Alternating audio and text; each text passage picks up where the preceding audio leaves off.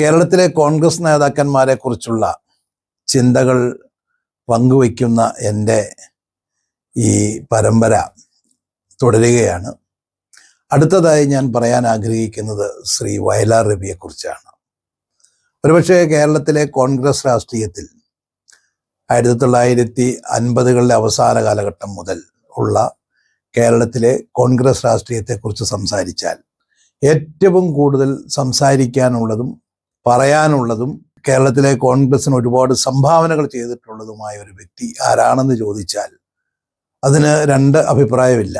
എൻ്റെ അഭിപ്രായത്തിൽ ശ്രീ വയലാർ രവി തന്നെയാണ്. അദ്ദേഹത്തിൻ്റെ സംഭാവനകൾ സംസ്ഥാന രാഷ്ട്രീയത്തിലും ദേശീയ രാഷ്ട്രീയത്തിലും ഒട്ടേറെയാണ്. കേരളത്തിലെ കോൺഗ്രസ് പാർട്ടി കേരള രാഷ്ട്രീയം കമ്മ്യൂണിസ്റ്റ് പിടിയിലേക്ക് പോകുന്ന ഒരു കാലഘട്ടത്തിൽ അതിനെ തിരിച്ചു പിടിച്ച് കേരളത്തിലെ ഒരു തലമുറയെ ദേശീയ മുഖ്യധാരയിലേക്ക് നയിച്ചിട്ടുള്ള പ്രധാനപ്പെട്ട നേതാവാണ് ശ്രീ വയലാർ രവി.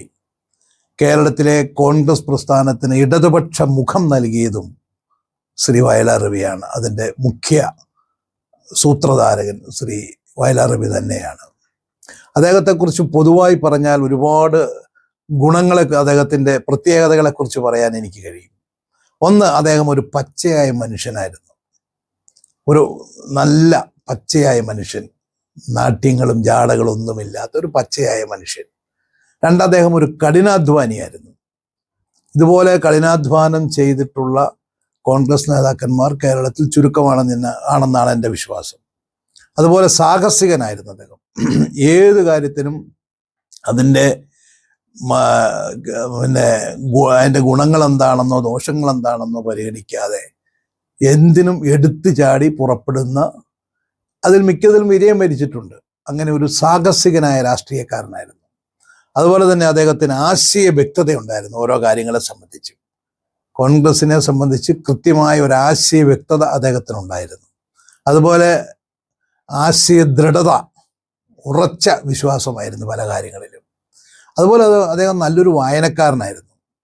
നല്ലൊരു വായനക്കാരൻ എന്ന് പറഞ്ഞാൽ അദ്ദേഹം ദേശീയ അന്തർദേശീയ കാര്യങ്ങളെക്കുറിച്ച് വളരെ കൃത്യമായ ആഴത്തിൽ ജ്ഞാനമുള്ള ഒരു രാഷ്ട്രീയ നേതാവായിരുന്നു അദ്ദേഹം.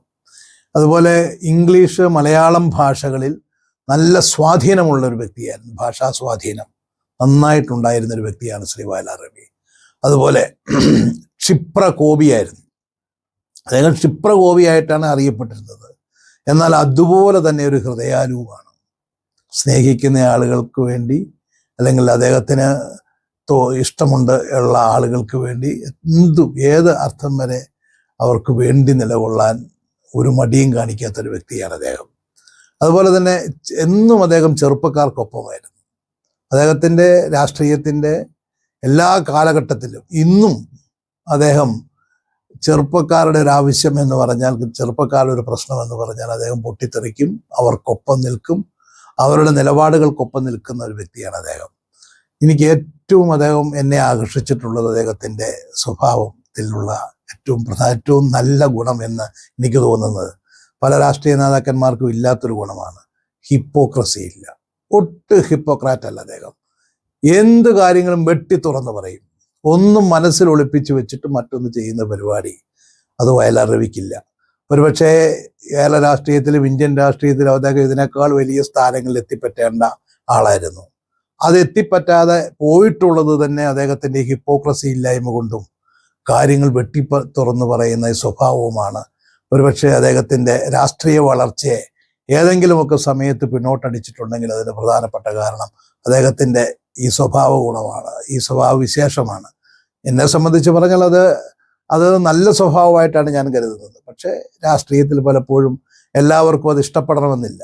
കാരണം അദ്ദേഹം എല്ലാ കാര്യങ്ങളെ സംബന്ധിച്ചും തുറന്ന് പറയുന്നൊരു സ്വഭാവക്കാരനാണ്. മനസ്സിലുള്ളത് എന്തും പറയും. അതിനുവേണ്ടി അദ്ദേഹം അതിനുവേണ്ടി നിൽക്കുകയും ചെയ്യും. അത് അദ്ദേഹത്തിൻ്റെ ഒരു പ്രത്യേകതയാണ്.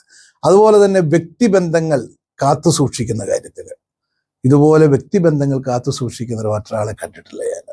അതുപോലെ നമ്മുടെ ഓരോരുത്തരുടെയും സ്വകാര്യ ദുഃഖങ്ങൾ, അതുപോലെ സ്വകാര്യമായിട്ടുണ്ടാകുന്ന നമ്മുടെ സന്തോഷങ്ങൾ, അതിലൊക്കെ നമ്മളെ അഭിനന്ദിക്കാനും സ്വകാര്യ ദുഃഖങ്ങളിലൊക്കെ പങ്കുചേരാനും നമുക്കാവശ്യമുള്ള സമയത്ത് ഒരു അടുത്ത ആത്മാർത്ഥ സുഹൃത്തായി അദ്ദേഹം നിലകൊള്ളും എന്നുള്ളത് അദ്ദേഹത്തിന് ഒരുപാട് പേര് ഇഷ്ടപ്പെടുന്നൊരു കാര്യമാണ്.